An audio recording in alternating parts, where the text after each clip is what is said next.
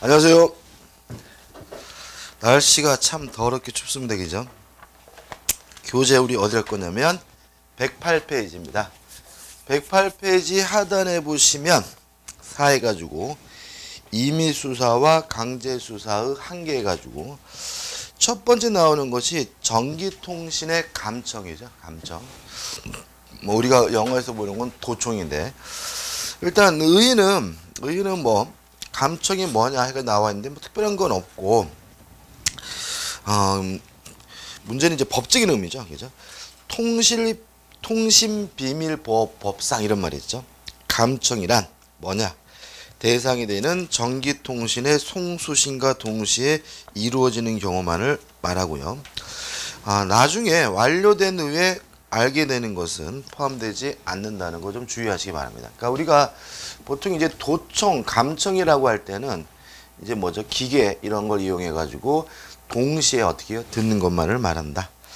법적 성질에서 맨 밑에 있습니다. 이것도 일종의 강제 수사라는 거죠. 따라서 일정한 법적 절차가 필요하다는 거 좀 주의하시기 바라고, 우측에 보시면 산해 가지고 통신 제한 조치 요건과 절차가 나오는데, 여기서 말하는 이 통신 제한 조치가 뭐냐면 감청을 말해. 감청. 그래서 우리가 그 법률 규정에는 감청이란 말은 안 쓰고요, 통신 제한 조치란 말을 쓰고 있으니까 우리가 교재에서 통신 제한 조치하면 감청이구나. 그럼 무슨 말이에요? 감청을 하기 위한 요건과 절차입니다. 첫째는 범죄 수사를 위한 통신 제한 조치가 나와 있죠. 다시 말하면은 범죄를 수사하기 위해서 감청을 할 때 어떠한 요건이 필요하냐? 일단 두 가지 요건이 필요합니다. 첫째는 의심할 만한 충분한 이유가 있어야 돼요.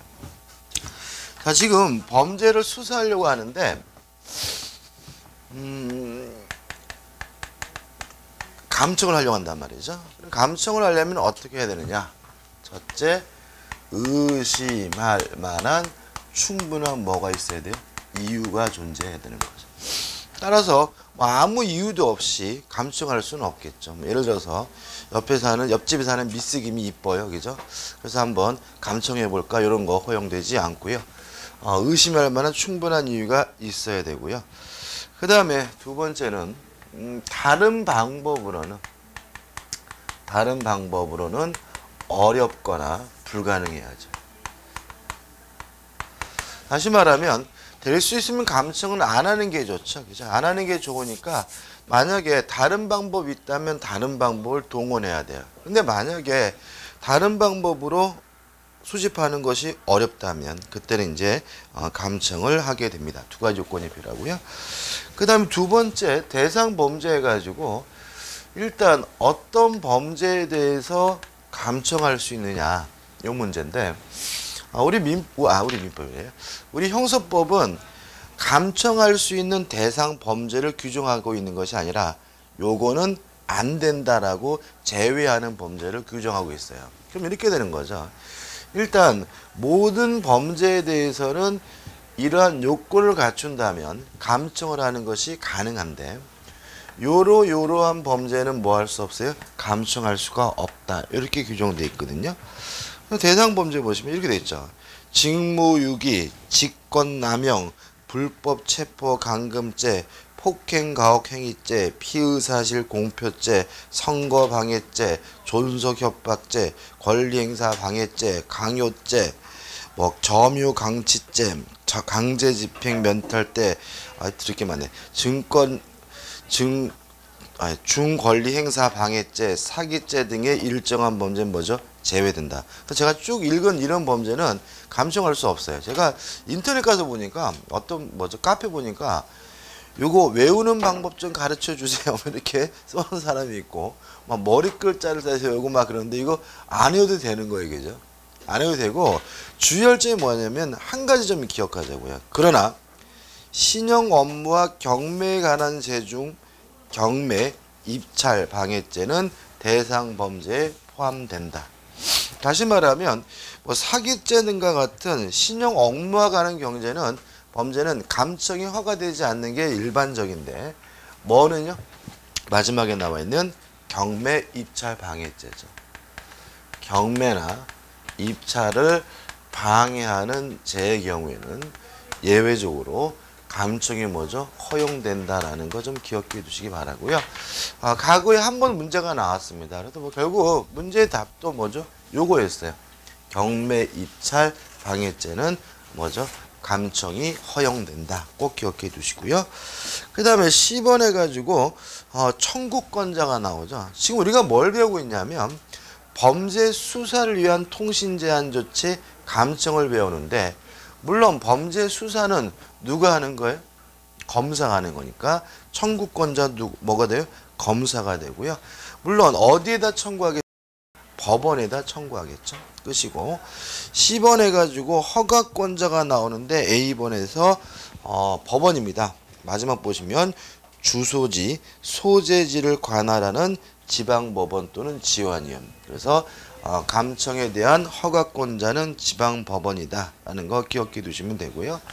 2번 허가기간이 나오는데 2개월을 추가하지 못합니다. 다시 말하면 요 사람이 지금 범죄 혐의가 있으니까 감청 좀 할 수 있게 허가해 주십시오 해가지고 지방법원에서 뭘 했어요? 허가를 했는데 아무리 길어도 몇 달을요? 2달을 넘을 수가 없다는 거죠. 물론 마지막에 나와 있는 것처럼 연장을 청구하는 것은 가능하다, 연장은 가능하다는 거 기억해 두시기 바랍니다. 자, 그럼 간단히 끝났죠, 그죠? 자, 정리해 볼게요. 자, 일단 범죄 수사를 위해서 감청하는 것이 가능합니다. 요건은 2가지가 필요하죠. 범죄를 의심할 만한 이유가 존재하고요. 다른 방법으로는 증거를 수집하는 것이 어렵고, 그 다음에 어떤 범죄에 대해서 감청이 허용되느냐, 일반적으로 허용되는 거죠, 그죠? 다만 몇 가지 안 되는 것이 있는데 여러분들이 숙지해야 것은 뭐죠? 경매 입찰 방해죄는 감청이 허용될 수가 있다는 거 기억해 두시고, 그 다음에 청구권자는 누구라고요? 검사고, 허가권자는 뭐가 됩니까? 지방법원 또는 지원이 허가권자가 되고, 기간은 아무리 길어도 2월을 초과할 수 없지만 뭐 하는 것은 가능해요? 연장은 가능하다까지 기억하시면 되겠죠. 그 다음 2번 국가 안보를 위한 통신 제한 조치죠. 보통 우리가 웬만하면은 범죄 수사하기 위해서 감청은 잘 안 하는 것 같아요. 근데 뭐냐면 이제 간첩 잡으려고 할 때, 그죠? 또는 뭐죠? 산업 스파이 이런 거 잡으려고 할 때 감청하는 경우 많고요. 그런 경우가 뭐죠? 국가 안보를 위한 통신 제한 조치, 국가 안보를 위한 감청이겠죠. 요건은 뭐겠습니까? 국가 안전 보장입니다. 다시 말하면 국가의 안전 보장을 위해서 하게 되고요. B번 대상 범죄 가지고 나와 있는데 맨 밑에 나와 있죠. 군용 전기 통시 외의 국가 안전 보장이 위협되는 행위들을 포함한, 다시 말하면 특별히 뭐 어떠한 범죄가 안 된다라고 되어 있진 않아요. 그래서 국가 안전을 위협하는 범죄에 대해서 하고요. 넘겨보시면 청구권자는 누구였습니까? 정보수사기관의 장이겠죠. 그죠? 정보부 장입니다. 그러니까 우리가 요새 보면은 막 그 국가정보부가 맨날 뭐죠? 뭐 선거 개입하고 댓글이나 쓰고 그래가지고 좀 바쁘긴 한데, 원래는 해야 되는 일이 뭐죠? 국가안전보장을 위해 이런 거죠. 그 다음 D번 허가권자가 나오는데 요 허가권자는 잘 나와요. 이 부분은. 자, 다시 한번요. 자, 지금 우리가 국가안전보장을 위하여 필요하다면 뭘 할 수 있어요? 감청을 할 수 있어요. 누가 하는 거죠? 정보수사기관의 장이 하는데, 일단 누구에게 청구하느냐, 누가 허가권자가 있느냐, A번 해가지고 내국인이라면, 다시 말하면 감청을 하려고 하는 사람이 일방 또는 쌍방이 모두 내국이라면 고등법원 수석부장판사의 인가가 필요합니다. 그 다음에 B번 해가지고 외국의 기관단체나 또는 교재 나와 있는 뭐죠? 대한민국의 통치권이 사실상 미치지 아니하는 한반도 내의 집단, 이게 뭐예요? 북한이죠. 그죠? 북한이나 또는 외국의 소재는 그 산하단체의 구성원의 통신인 경우는 대통령의 승인이 필요한 거죠. 그러면 이렇게 되는 거죠. 만약에 감청하려고 하는 대상이 내국인이면 고등법원 부장판사에게 인가를 받으면 되고요. 외국인이거나 또는 북한이라면 그때는 대통령의 승인이 필요하고요. 허가 기간은 아무리 길어도 원칙적으로 4개월을 초과할 수가 없고요. 다만 연장하는 것은 가능한데 연장할 때도 4개월을 초과하지 못합니다. 그 다음에 3번 여기까지죠. 그죠? 그럼 정리해 볼게요. 그죠? 자, 국가 안전 보장을 위하여 정보기관의 장은 뭐 할 수 있죠? 감청할 수가 있어요. 만약에 내국인의 통신을 감청하고자 한다면 고등법원 수석 부장판사의 인가가 필요하고요. 외국인이거나 북한의 통신을 감청하려면 대통령의 승인이 필요하고요. 아무리 길어도 몇 개월을요? 4개월을 넘지 못하는데 연장하는 경우에도 4개월을 초과하지 못한다는 거 기억해 두시면 됩니다. 그럼 여기까지가 뭐예요? 정상적인 감청인 거예요. 근데 문제는 이제 3번 해가지고 긴급 감청이죠. 다시 말하면 수사를 하다가 갑자기 뭐 할 일이 생겼어요? 감청할 일이 생겼는데 뭐 지방법원에다가 뭐 허가를 받고 뭐 고등법원 부장판사에 허가 받고 요럴 틈이 없단 말이죠. 이런 경우에 하게 되는 것이 뭐예요? 긴급 감청인데 A번 요건해 가지고 어쩌고저쩌고 나와있지만 결론은 A번의 결론은 뭔가요? 긴박한 상황이 있을 때죠. 그죠? 그 다음에 B번 해가지고 어쩌고저쩌고 해가지고 긴박한 사정이 있고 또 대통령 등의 승인을 받을 시간이 없고 어쩌고저쩌고 나왔잖아요. 그죠? 그럼 결국은 A와 B는 합치면 뭐예요? 긴박한 사정입니다. 다시 말하면 지금 범죄를 막 저질러지려고 하고요. 뭐 이런 긴박한 상황인 경우에는 인가나 승인을 받을 틈이 없기 때문에 그때는 긴급 감청을 하게 된다는 말이 나와 있고 B번 긴급 통신 제한 후의 조치예요. 자, 그럼 이렇게 되는 거죠. 지금 급박한 상황이 있어가지고 일단 허가 없이 뭐 한 거죠? 감청을 한 거죠. 그러면 감청을 한 후에 어떻게 해야 되느냐? 긴급 통신 제한 조치 후의 조치인데 A 해가지고 중간에 보시면 36시간 이내에 법원의 허가를 받지 못한 때에는 즉시 이를 중지하여야 합니다. 다시 말하면 긴급해가지고요. 일단 감청을 시작했어요. 그러면 바로 어떻게 해요? 법원의 허가를 청구해야 되고요. 만약에 법원의 허가가 36시간 이내에 없다면 그때는 감청 행위를 뭐 해야 돼요? 중지해야 된다는 거 기억해 두셔야 되고요. 그 다음에 B번 해가지고 국가안보 해가지고 이거는 또 뭐예요? 36시간 이내에 대통령의 승인을 얻지 못한 때에는 이 감청을 뭘 해야 돼요? 중지해야 되는 거죠. 그죠? 간단하게 기억하면 되겠죠. 일단 급박해가지고 미리 이미 감청을 시작했더라도 A번 범죄 수사의 경우에는 법원의 허가를 얻어야 되는데 만약에 법원의 허가를 36시간 이내에 받지 못했다면 감청을 중단하고요. 또 만약에 안전보정을 위한 긴급 감청을 시작한 경우에는 대통령의 승인을 얻어야 되는데 만약에 승인을 얻지 못한다면 36시간 이내에 그러한 감청 조치를 중단해야 되는 거죠. 그 다음 우측에 보시면 이제 4번 통신 제한 조치 집행에 관한 통지입니다. 자, 이건 어떤 내용이냐면 감청을 했어요. 그러면 감청을 했다는 사실을 나중에 그 상대방에게 뭘 해줘야 돼요? 통지를 해줘야 된다는 얘긴데 1번 통지권자 타이틀만 기억하시고요. A. 검사가 합니다. 또 B. 사법경찰관도 할 수가 있고요. C. 정보수사기관의 장도 할 수가 있습니다. 그 다음에 여기 세 가지죠. 그죠? 그래서 우리가 범죄 수사의 경우에는 검사나 사법경찰관이 집행에 관한 통지를 하게 되고요. 그다음에 국가안전보장을 위한 거라면 정보수사기관의 장이 그 사실을 통지해주면 되겠죠. 다만 2번 해가지고 통지에 유예해가지고 일정한 사유가 있는 경우에는 이러한 통지를 연기할 수 있다 정도만 기억해 두시면 되겠죠. 그 다음에 5번 해가지고 통실 사실의 확인이 나와요. 자, 이건 어떤 문제냐면 자, 지금 우리가 뭐 했냐면은 감청, 도청을 했잖아요. 그죠? 근데 우리가 보통 언론에 보고되는 경우에는 뭐 예를 들어 가지고 어떤 사람이 범죄를 저질러 가지고 그 사람들의 뭐 통화 기록을 뭐 확인하고 있다. 그죠?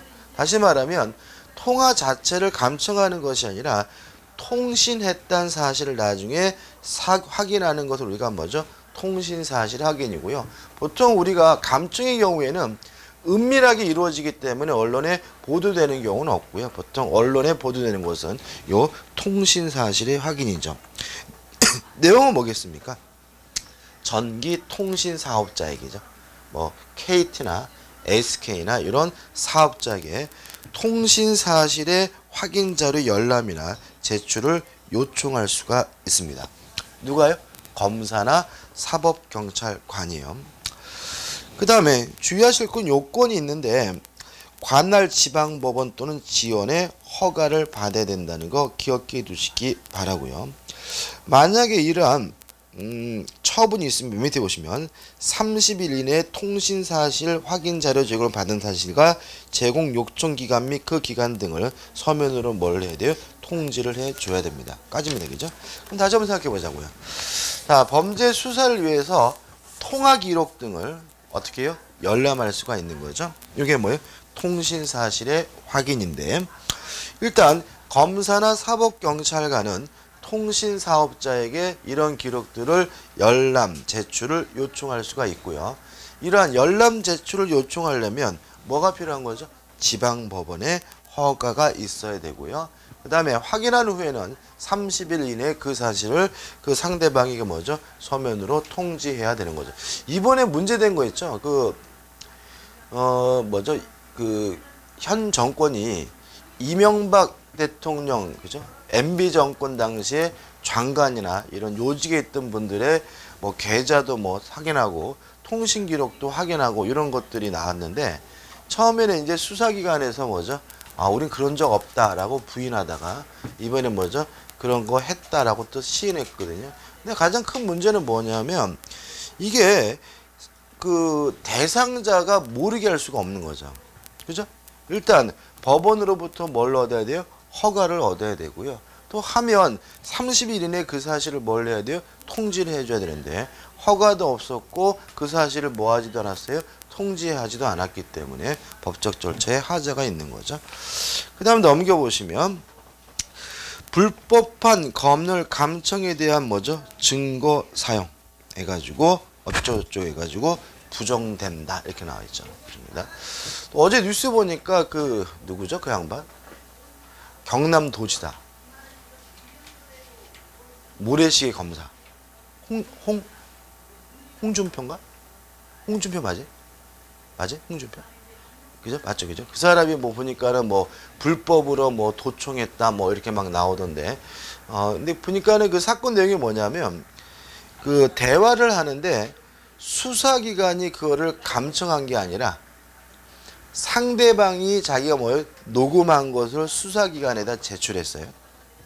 자, 예를 들어 만약에 제가 지금 경찰관입니다. 경찰관이어가지고 통신을 뭐 하려고 해요? 감청하려고 해요. 그러면 법적 절차가 필요한 거잖아요. 그죠?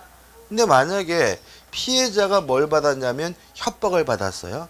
협박을 받아가지고 그 사실 어떻게 해요? 녹음해가지고 그 사실을 뭐죠? 경찰에 제출했어요.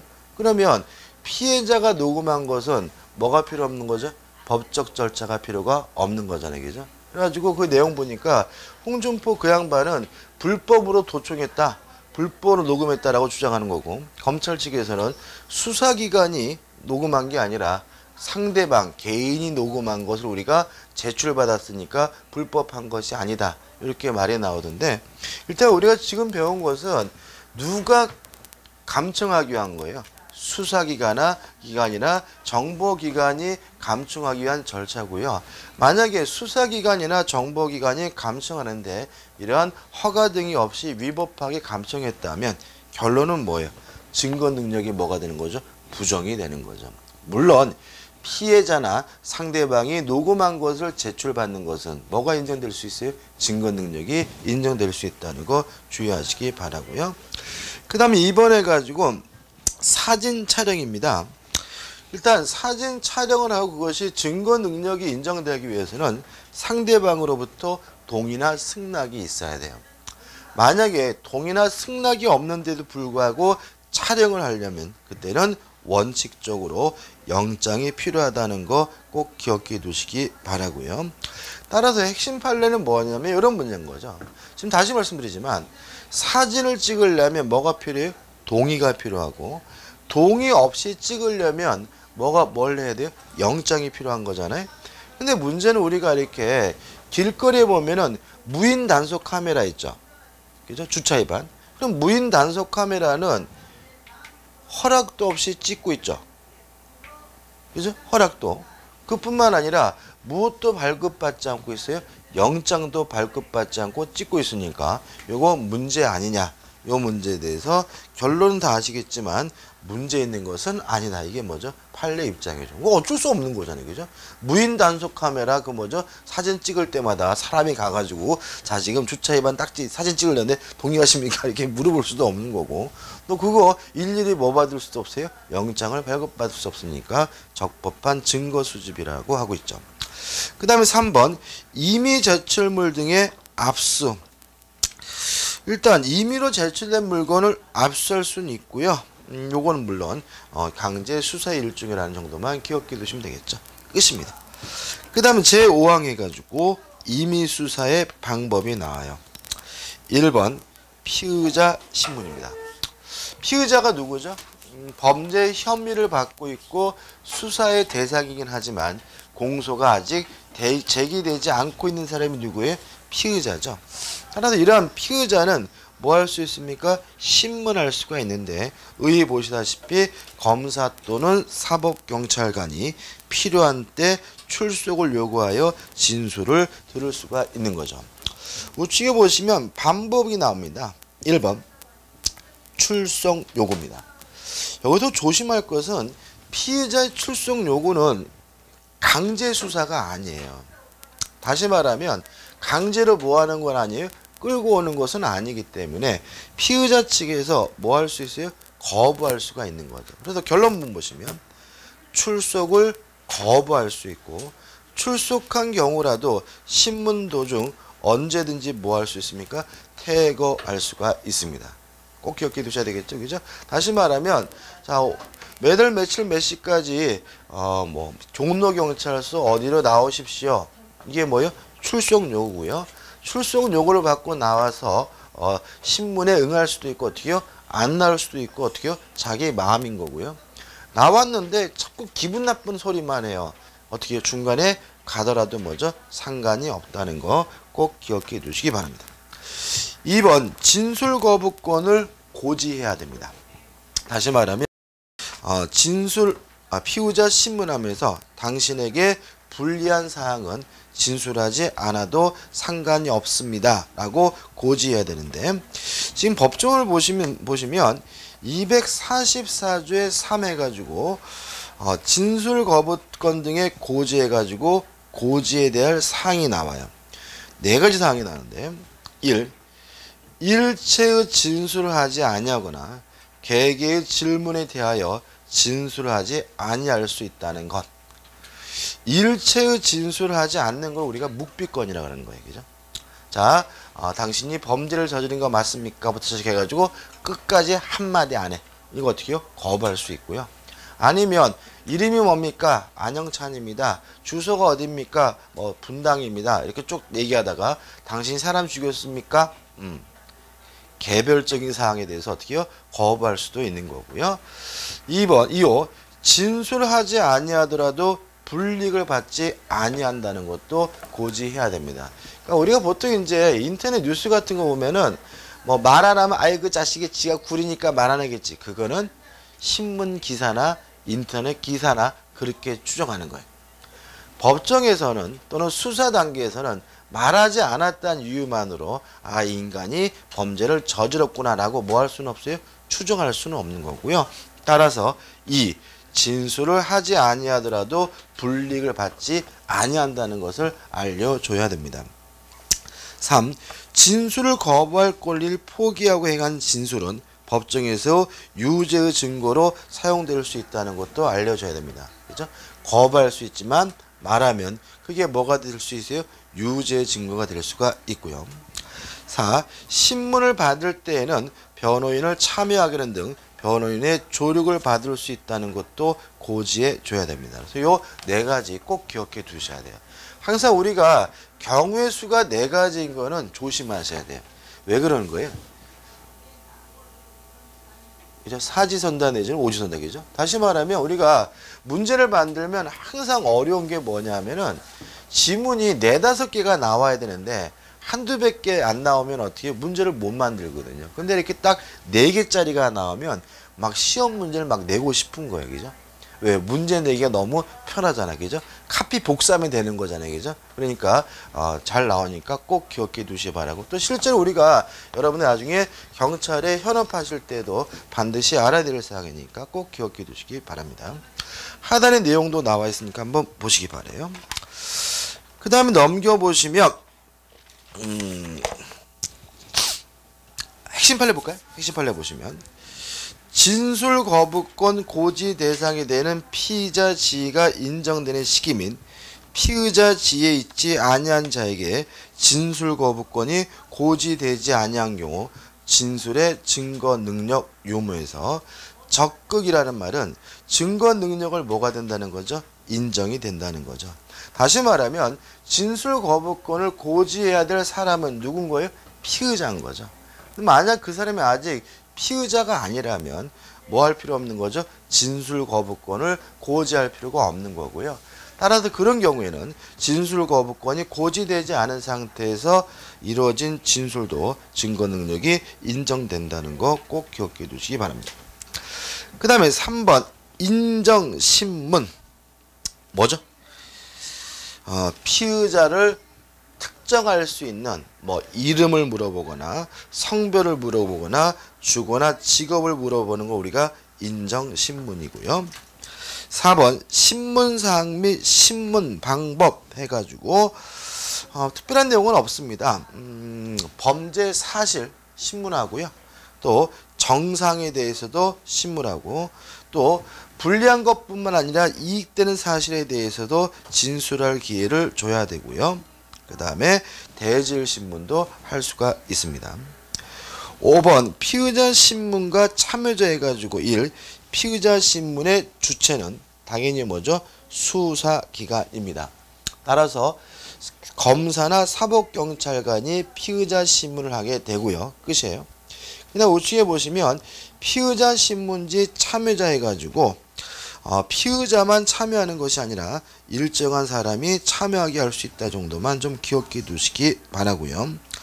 하단에 보시면 그 다음에 변호인의 참여 보장됐던 기억해 두면 되겠죠. 그 다음에 하단에 보시면 3 해가지고 피의자 신문과 변호인의 뭐가 나오죠? 참여권이 나오죠. 일단 1번 변호인 참여권의 내용입니다. 일단 우리가 공부를 하다 보면 좀 이런 느낌 받으실 텐데 이제 형법을 공부하다 보면은 이런 건 느끼시죠? 야, 이거 참 범죄가 되는 게 참 쉽지 않구나 이걸 느끼게 되고 형사소송법을 공부하다 보면 야, 이거 수사하란 얘기야 말란 얘기야 뭐 이런 느낌이 든단 말이죠. 그죠? 아까도 같이 진술 거부권 고지도 보면은 말 안 해도 되세요. 그죠? 말 안 해도 당신한테 불리할 거 없어요. 뭐 이렇게 친절하게 알려주면 누가 얘기하냐 말이죠. 그죠? 그러니까 과거 같은 뭐 고문이나 폭행 이런 거는 상상할 수도 없는 상황이고요. 근데 실제로 이렇게 좀 형사소송법이 피의자에게 유리하게 규정하는 가장 큰 이유는 뭐냐면 저는 우리 했지만 억울한 사람이 있으면 안 되는 거거든요. 그죠? 한 명이라도. 다시 말하면 예를 들어 자기가 범죄를 저지르질 않았어요. 근데 검사가 불러가지고 무섭잖아요. 그죠? 근데 거기서 저를 윽박질러가지고 저를 범죄자로 만들고 인터넷 들어가 보니까 기사 내용이 안양찬 나가 뒤져라 이런 내용이 천주고 이런 사항이 있으면 안 된다는 의미에서 피의자 인권이 뭐가 돼요? 보장이 돼야 되고요. 항상 아다르고 어다른 겁니다. 그러니까 똑같은 사항이라 하더라도 어떻게 진술하느냐에 따라서 달라요. 한 가지만 예를 들까요? 형법 얘기인데 제가 예를 들어서 종각 앞에 갔더니 자전거가 있어요. 자전거가 있는데 보니까 안 묶여 있어요. 그래서 웬 떤게 싶어가지고 자전거를 타고 한 800m쯤 가다가 잡혔어요. 이 절도인가요? 남의 자전거를 가져갔으니까 절도겠죠, 그죠? 근데 아닐 수도 있어요. 왜냐하면은 요게 절도가 되려면은 소유의 의사가 있어야 돼요. 다시 말하면 내가 이거를 가져가려는 뭐가 있어야 돼요? 의사가 있어야 절도기 때문에 만약에 제가 진술을 급한 일이 있어가지고 타고 가려고 했습니다 라고 진술하면 소유의 의사가 있으니까 뭐가 돼요? 절도가 되는데 제가 너무 급해가지고 쓰고 갖다 두려고 그랬습니다 라고 진술하게 되면 가지려는 마음이 없었기 때문에 뭐가 되는 거예요? 무죄가 되는 거거든요. 무슨 아시겠죠, 그죠? 그러다 보니까 실제로 이런 일이 벌어지게 되면 경찰관이 또는 검사가 어떻게 물어보느냐에 따라서 범죄 혐의가 달라지는 거예요. 검사 보니까 얘가 좀 싸가지가 없고 못돼 보여요. 그럼 어떻게 물어봐요? 아유, 참 급하셨나 봐요. 어디 급하셨나 봐요. 그러면서 어떻게 이렇게 뭐죠? 뭐 이렇게 똥꼬를 살짝 그런 거죠, 그죠? 아유, 얼마나 급했으면 이걸 어디다 타고 가려고 그랬어요. 이렇게 물어보면 어떻게 해요? 우리 어머니가 위독해가지고 저쪽에 나온단 말이죠. 그럼 어떻게 해요? 타고 가려고 그랬다 그러면 뭐예요? 절도이죠. 아니면 좀 애가 좀 어떻게 해요? 착해 보이고 순해 보이면 어떻게 물어보는 거예요? 참 급했나 봐요. 이거 타고 가려고 그런 게 아니라 타고 쓰다가 갖다 두려고 그랬죠? 이렇게 물어보면 어떻게 해요? 무죄 해가지고 결국은 어떻게 물어보느냐에 따라서도 무죄냐 유죄냐가 어떻게 해요? 판약에 달라지는 경우가 굉장히 많죠. 그래서 누구의 도움이 필요한 거예요? 법률 전문가의 도움이 필요한 거죠. 뭐 할 때요? 신문 받을 때부터. 그래서 5번 피의자 신문 과정에서 변호인이 뭐 해야 됩니까? 참여해야 합니다. 그래서 1번 보시면 읽어보면 검사 또는 사법경찰관은 피의자 또는 그 변호인, 법정대리인 배우자, 직계친족, 형제자매의 신청에 따라 변호인을 피의자에 접견하게 하거나 정당한 사유가 없는 한 피의자에 대한 신문에 참여하게 해야 한다라고 못을 받고 있는 거죠. 따라서 신문하기 전에 먼저 변호사와 뭐 할 수 있는 거예요? 접견할 수도 있는 것이고요. 필요하다면 신문 과정에 변호인이 옆에 어떻게 해요? 같이 앉아 있을 수 있는 거죠. 그래서 보통 우리가 영화 같은 거 보면은 검사가 물어볼 때 답변할 때 어떻게 해요? 변호사한테 물어봐 가지고 해도 되느냐 안 하느냐 물어보고 답변을 하게 되는 거죠. 그 다음에 하단에 보시면 동그랑땡이 2번 해가지고 변호사가 한 명이 아니라 2명 이상이 있을 수가 있는 거죠. 근데 만약에 뭐 변호사가 5명이다 해가지고 5명 모두가 다 신문 과정에 참여한다면 뭐 이거는 원활하게 이루어질 수가 없으니까 2명 이상인 때에는 신문에 참여할 변호사 1명을 지정한다는 거 꼭 기억해 두시기 바라고요. 일단 맨 밑에 보시면 신문에 참여한 변호인은 신문 후에 의견을 뭐 할 수 있습니까? 진술할 수가 있습니다. 다시 말하면 검사나 경찰관이 신문한 것에 대해서 변호사가 법적으로 조언 내지 의견을 진술할 수 있다는 거 기억해 두시기 바라고요. 그 다음에 넘기셔서 4번 해가지고 만약에 변호인의 의견이 기재됐다면 그러한 신문 조서는 변호인에게 열람하게 한 후 변호인을 하여금 그 조서에 기명 날인 또는 서명하게 하였는 거 기억해 두시기 바랍니다. 뭐 5번 너무나 당연한 것이죠. 그 다음 2번 해가지고 이러한 변호인의 참여권이 제한될 수가 있습니다. 어떻게 되어 있냐면 정당한 사유라고 제한하고 있죠. 다시 말하면 무작정 제한할 수 있는 것은 아니고요. 정당한 사유가 있다면 변호인의 신문 참여를 제한할 수 있다는 거 규정하고 있고요. 그러면 이 정당한 사유가 뭐냐? 이 문제에 대해서 대법원이 판결을 내리고 있습니다. 밑으로 한 3번째 줄인가요? 다만 대법원은 피의자 신문에 변호인이 참여를 신청한 경우 신문을 방해할 염려가 있다거나 수사기물을 누설하여 증거를 인멸하거나 관련 사건의 수사를 방해할 염려가 있음이 객관적으로 명백한 경우에만 참여를 제한할 수 있다라고 뭐 하고 있어요? 제한하고 있는 거죠. 다시 말하면은 우리 형사법에서는 정당한 이유가 있다면 참여를 뭐 할 수 있어요? 제한할 수 있다. 이렇게 두리뭉실하게 규정한 것에 대해서 우리 대법원은 그것을 구체적으로 나열하고 있다는 거 기억해 두시기 바라고요. 뭐 이것이 뭐 외울 만한 문제는 아니겠죠. 그다음 하단에 보시면 불복 방법이 나옵니다. 자, 일단 이런 문제인 거죠. 지금 원칙적으로 변호인이 뭐 할 수 있어요? 참여할 수가 있는 거고, 다만 정당한 이유가 있다면 그 참여를 뭐 할 수 있어요? 제한할 수 있는 거죠. 근데 만약에 변호인이 참여해야 되는데 정당한 이유도 없이 제한하거나 정당한 이유도 없이 내쫓는다면 그때는 어떻게 할 것이냐 해가지고 우리 형사법은 불복 방법 다툴 수 있다라고 나와 있는 거죠. 그럼 맨 밑에 보면 어떻게 하면 돼요? 법원에 불복을 뭐 할 수 있어요? 신청할 수가 있는 거죠. 그럼 불복을 신청해가지고 만약에 그러한 퇴고 조치가 또는 제한 조치가 적법하지 않고 위법하다라고 판단된다면 어떻게 되는 거예요? 이렇게 되는 거죠. 자, 보세요. 자, 피의자 신문을 해요. 변호인이 뭘 해야 돼요? 참여를 해야 되는데 참여를 못하게 어떻게 해요? 막았어요. 그러면 이 변호인은 요 참여를 못하게 막은 것에 대해서 법원에다가 불복함을 뭐 할 수 있어요? 신청할 수가 있는 거죠. 근데 법원에서 뭐라는 거죠? 변호인을 참여시키지 않은 것은 뭐죠? 적법하지 않다라고 판결이 내려진다면 요 과정에서 만들어진 신문 조서는 뭐가 없는 거예요? 증거 능력이 없는 거죠. 따라서 만약에 적법하지 않는다라고 판결이 났는데도 불구하고 요 원래 조서가 그대로 제출이 된다면 법원은 그 조서를 유죄 증거로서 삼아서 뭐 할 수 없어요? 재판할 수가 없는 거죠. 그러면 경찰관이나 검사는 어떻게 해야 돼요?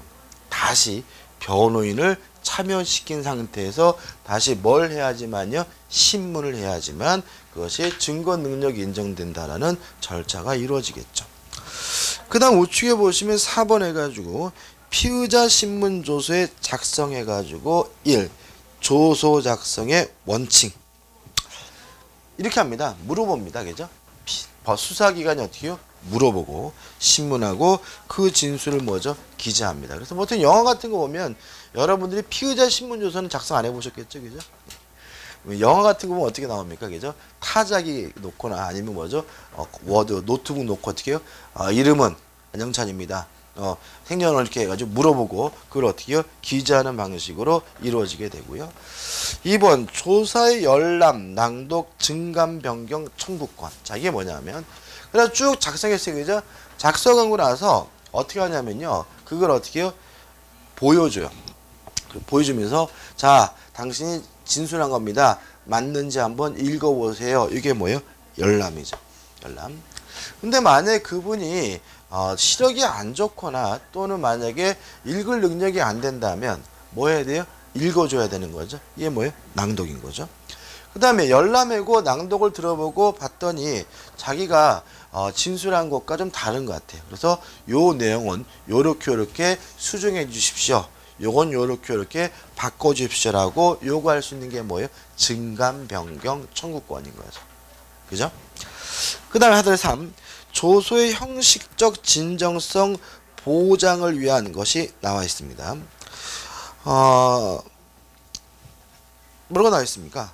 뭐 이의나 의견이 없음을 진술할 때는 자필로 어떻게 해요? 기재하고 조소에 간인하고 기명날인 서명합니다. 그럼 이렇게 되는 거죠.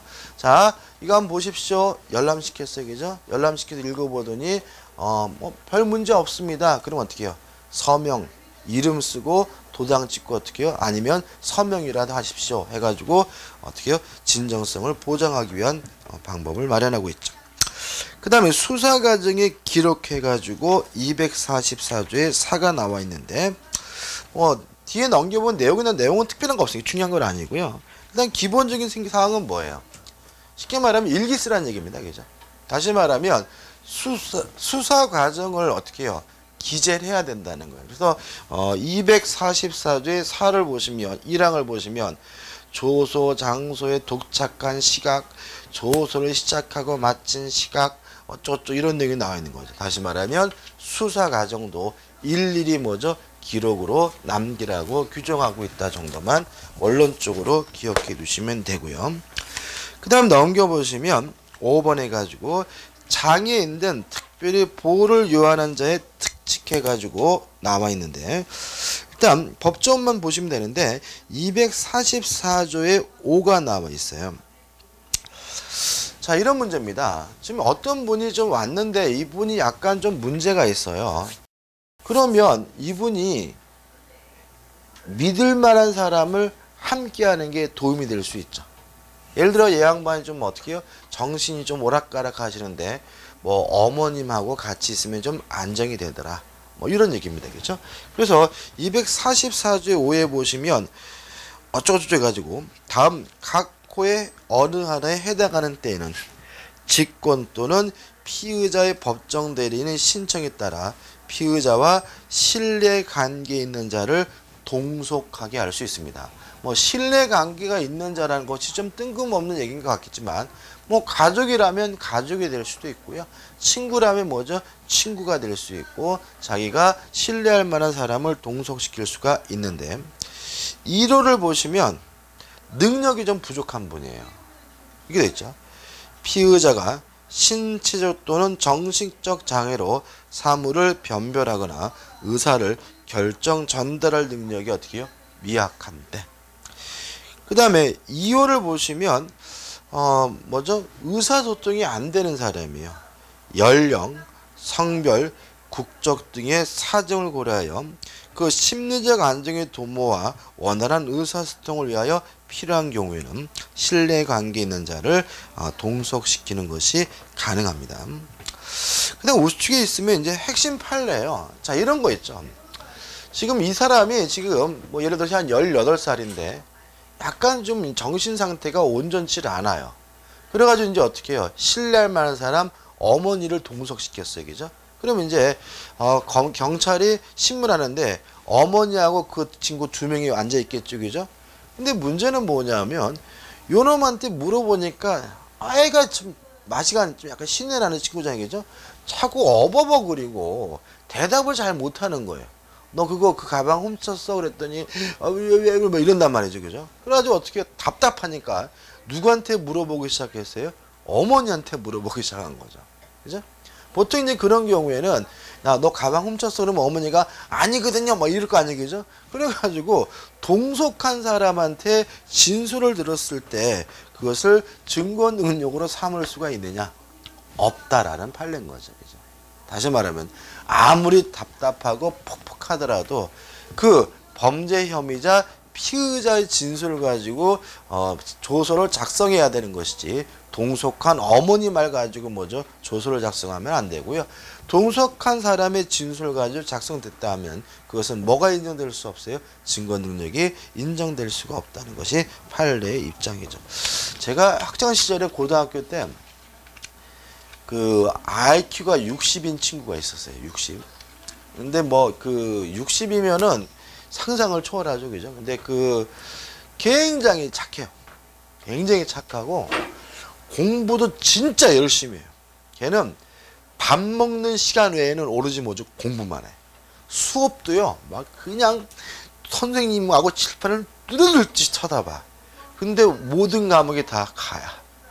그래가지고 처음에는 이제 이해를 못했거든요. 근데 그 고등학교 2학년, 3학년 2년 동안 같은 반이었는데, 근데 나중에 보니까 이놈 자식이 그 IQ 60이더라고요. 근데 이제 그 뭐랄까, 그 안타깝죠, 그죠? 그래가지고 그 집을 이렇게 놀러 가 보니까 동생이 있는데 또 여동생은 또 되게 똘똘하더라고요. 근데 이 친구가 좀 그러던데. 그러니까는 이제 이 친구는 그러니까 뭐랄까, 진짜 선하니까. 뭐 이렇게 애들 보면은 이렇게 등쳐먹는 놈들도 있고 막 그러고 이렇게 물어보면 좀 답답하잖아요. 이런 친구들한테. 그죠? 그런데 이럴 때 어머니 말 듣고 뭐죠? 진술 조를 작성하면 안 된다는 거죠. 가끔 요새도 그 친구 잘 사나 궁금할 때가 있어요. 그 다음 5번 피의자 진술에 뭐죠? 영상 녹화가 나와 있습니다. 최근에는 이 영상 녹화를 꼬박꼬박 합니다. 왜냐하면은 그 조설 신문하는 과정에서 나 두드려 맞았다. 그죠? 오히려 그죠? 저 인간이 나한테 뭐죠? 가혹행위를 했다. 뭐 이런 식의 주장이 나오는 경우가 있기 때문에 오히려 영상 녹화를 꼬박꼬박 하고 있고요. 244조에 2가 나와 있는데 법정만 보면 돼요. 1항 보시면 이렇게 나와 있죠.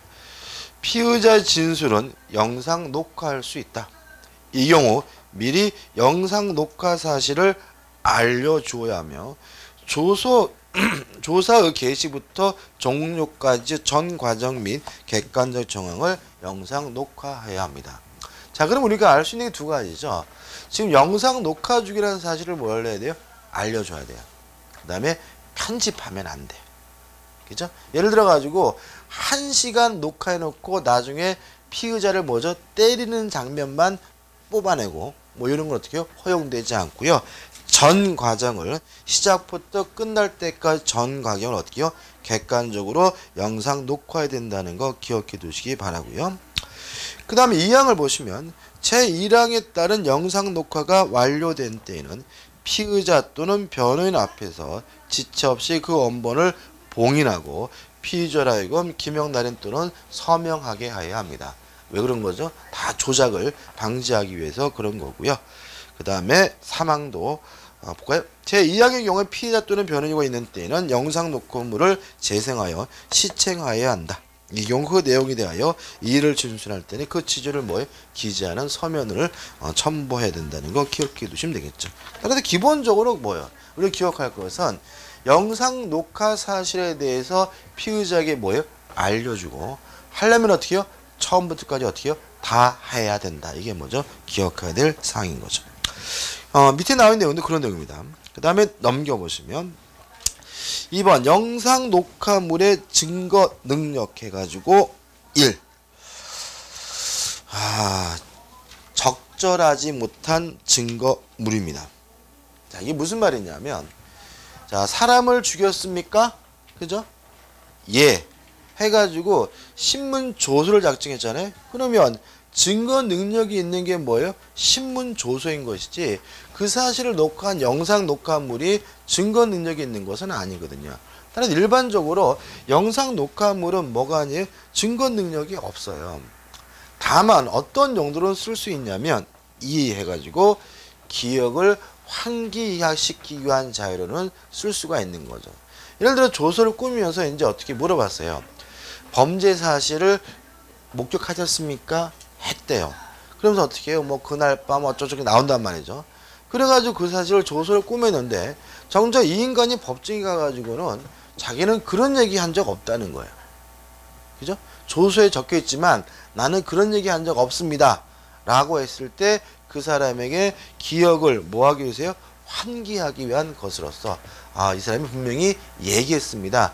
영상 녹화물을 보겠습니다. 뭐 이런 식으로 쓸 수는 있지만 영상 녹화물 자체가 증거 능력이 인정되지는 않음을 주의하시기 바랍니다. 핵심 판례 첫 번째 판례입니다. 한번 읽어볼게요. 진한 것만.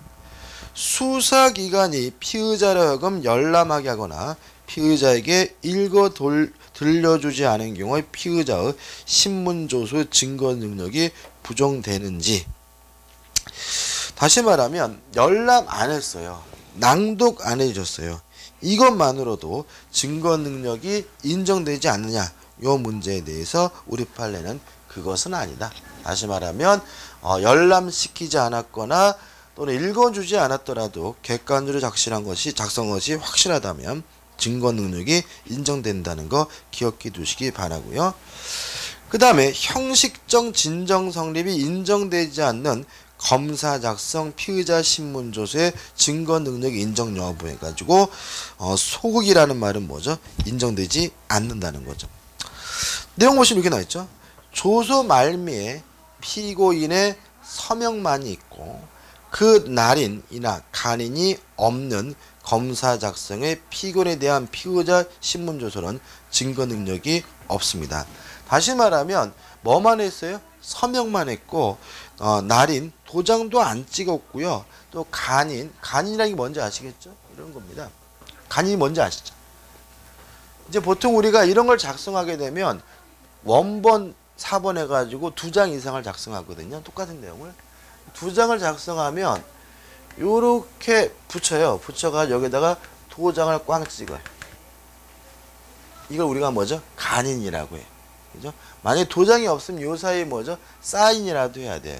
그래야 이 두 가지가 어떻게 해요? 같이 작성됐다는 것이 입증이 되거든요. 그 다음에 또 무인이라는 거 있죠. 무인. 무인이라는 말이 뭐예요? 지장이에요. 지장. 그러니까 다시 말하면 원래는 조서를 작성하면 어떻게 해요? 도장을 찍든지 도장이 없으면 뭐라도 찍어야 돼요? 지장이라도 찍어야 되는 거죠. 근데 이 사람이 자기 이름만 적어놨지 도장도 없고 지장도 없고 뭣도 없어요. 간인도 없다면 그러한 것은 증거 능력이 어떻게 인정될 수가 없다는 뜻이니까 좀 주의하시기 바랍니다. 그 다음에 3번부터는 좀 쉬었다가 보도록 하죠.